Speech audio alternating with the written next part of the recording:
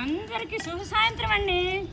చూసారా, ఏ తొక్కలైతే ఉండేవో ఆ తొక్కలతోనే వేపానమాట. ఇవి రోస్ట్ అయిపోతున్నాయి ఇంకా అగ్గికి. చూడండి. సరే, ఇవి వేపుతుండి ఒక మంచి భార్యాభర్తల ప్రేమ కథ గురించి చెప్తాను. కథ పేరు అవుతుంది బహుమానాలు. భార్య గొప్ప అందగత్తి, పెద్ద జుట్టు అనమాట. భర్త దగ్గర ఏమీ ఉండేది కాదు. పేదవాళ్ళు ఒకళ్ళంటే మాత్రం ఒకళ్ళకి పంచి ప్రాణాలు. ఇలాగ అవగా ఒకరోజు వాళ్ళ వివాహ దినోత్సవం వచ్చింది. అయితే ఇద్దరికిద్దరు విషెస్ చెప్పుకున్నారు. చెప్పుకొని వివాహ దినోత్సవంలో ఒకరికొకటి ఏటి గిఫ్ట్ ఇద్దామా అని, అంటే బహుమానమే కదా కథ పేరు.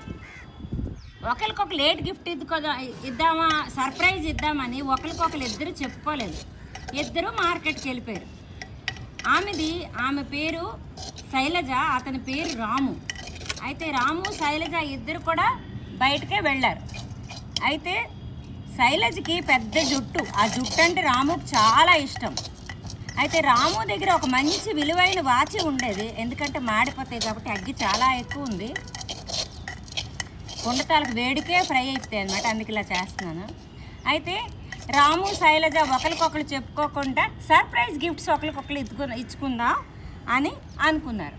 అప్పుడు ఏమైందంటే, శైలజది పెద్ద జుట్టు అని చెప్పాను కదా, ఆ జుట్టు కట్ చేసి రాము దగ్గర ఒక విలువైన వాచి ఉండేది. ఆ జుట్టు అమ్మేసి మార్కెట్లో రాము వాచికి బెల్ట్ కొన్నది. అయితే రాము కూడా ఏదో ఒకటి గిఫ్ట్ ఇవ్వాలి కదా, భార్యకి మ్యారేజ్ డే కదా. రాము ఏడ్ చేశాడు, ఆ వాచి అమ్మేసి ఒక మంచి విలువగల పైన దువ్వుకోవడానికి, భార్యకి దువ్వుకోవడానికి, జుట్టుకు దువ్వుకోవడానికి పైన తెచ్చాడు. అయితే ఇద్దరు ఇంటికి వచ్చి సర్ప్రైజ్ అనుకునేసరికి అయ్యో నీ జుట్టు ఏమైంది అని అడిగితే నా జుట్ట చెప్తాలే అని చెప్పి నీకు ఒక మంచి గిఫ్ట్, నీ వాచికి బెల్ట్ అని ఇచ్చారనమాట. ఇస్తే ఆ బహుమానం ఇస్తే అప్పుడు రాము ఏం చేశాడు, నీ జుట్టు ఉంటుంది కదా, నీ జుట్టుకి నీ జుట్టు తీయో, నీ జుట్టుకి పైన తెచ్చాను మంచిది అంటాడు. భార్యాభర్తల ప్రేమలు అంటే అలా ఉంటాయన్నమాట. ఒకరికొకరు గిఫ్ట్లు తెచ్చుకున్నారు, కానీ అది మళ్ళీ ఆ బెల్ట్ ఉంచుకున్నాడు తను. ఈ పైన తిని ఉంచుకుంది, ఎందుకంటే జుట్టు ఎప్పుడైనా పెరిగితే మళ్ళీ ఆ పనికి వస్తుందని. ఎప్పుడైనా వాళ్ళకి కలిగితే వాచి కొంటే అదే బెల్ట్ పెట్టుకుంటాను అనుకొని అలాగే ఉంచుకున్నారు. అదే భార్యాభర్తల అభిమానం, బహుమానాలు. బాగుందా?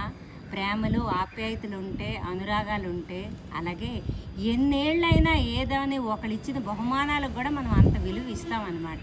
ఇంతటితో సెలవు తీసుకుంటున్నానండి.